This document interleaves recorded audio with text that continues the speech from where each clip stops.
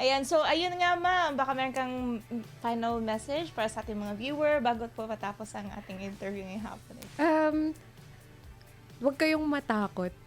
Subukan nyo. Kasi subukan nyo, pasukin nyo yung business na gusto nyo, lalo na habang bata pa kayo. Yes. Kasi ako, I started, hindi naman super young, pero nag-start ako mag-work 20 years old. Ako, nag-abroad ako kaagad. Tapos, bumalik ako dito, 24.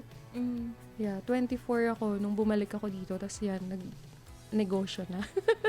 mas masarap po kasi unang-una, yung time mo, mamamanage mo. Wala kang boss. Ikaw ang boss. Ayun. Tapos makakaipon ka din naman kasi in the long run naman, lalo na pag nag-click yung negosyo mo, ang sarap. Ayun. So, ayun. Parang ang bottom line, take risk lang po talaga.